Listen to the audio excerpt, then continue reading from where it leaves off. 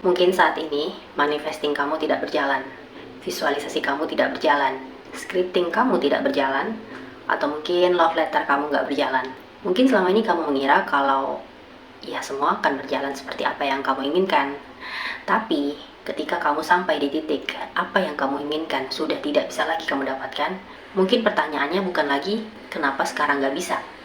Tapi pertanyaannya adalah kenapa kamu masih menginginkannya? Karena apa yang ego kamu inginkan dengan apa yang jiwa kamu inginkan, itu biasanya bertolak belakang. Mungkin ego kamu ingin sesuatu yang mahal, ingin sesuatu yang wah, ingin sesuatu yang besar, ingin sesuatu yang bisa memvalidasi kamu, ingin sesuatu yang bisa membuktikan diri kamu, entah itu barang, orang, atau usaha, atau apapun. Tapi, apa yang jiwa kamu inginkan? Mungkin bukan itu. Jiwa kamu mungkin inginnya hidup yang stabil, hidup yang cukup, hidup yang tenang, hidup yang damai, hidup dengan hewan kesayangan kamu, hidup di pedesaan, hidup yang hidup. Kamu merasa hidup ketika kamu mengikuti panggilan jiwa kamu. Karena ketika kamu mengikuti ego kamu mungkin akan happy pada saat itu. Sebulan kamu ngerasa senang, 2 bulan kamu ngerasa senang, 3 bulan kamu ngerasa senang. Tapi masuk ke 4 bulan, kamu bertanya, kok aku ngerasa kosong ya?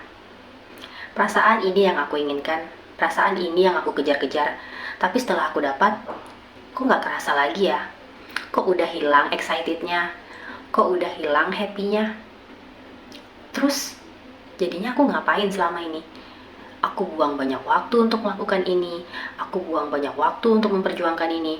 Tapi itu tidak sepenuhnya salah. Tapi, tidak juga sepenuhnya benar. Karena kamu mungkin harus melewati fase itu. Kamu harus muter-muter dulu dengan keinginan kamu. Kamu harus muter-muter dulu dengan ego kamu. Tapi setelah kamu sampai di titik yang kayak, oke, kayaknya udah cukup deh. Kayaknya sudah waktunya jiwa kamu mengambil alih.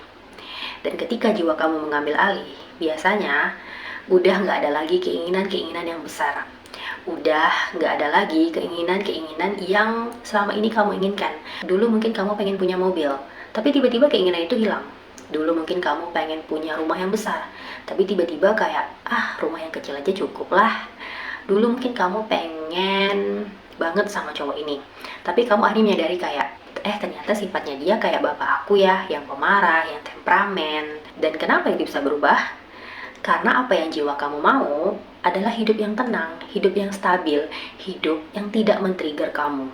Tapi apa yang ego kamu mau adalah sebuah validasi. Mungkin selama ini kamu harus dilihat, dan cara orang melihat kamu adalah kamu dengan memiliki sesuatu. Mungkin selama ini kamu harus merasa didengar, dan cara kamu didengar ketika kamu memiliki sesuatu. Tapi ketika kamu sudah diambil alih oleh jiwa sepenuhnya, kamu tidak butuh barang atau sesuatu untuk bisa dilihat. Kamu juga tidak butuh barang apapun untuk bisa didengar. Karena pada saat jiwa mengambil alih, pada saat itulah kamu berada di jalur yang tepat. Kamu berada di jalur yang selaras dengan jiwa kamu, dengan blueprint kamu, dengan misi yang kamu bawa. Ketika seseorang selaras dengan jiwanya, disitulah dia baru merasa hidup. Hidup yang benar-benar hidup.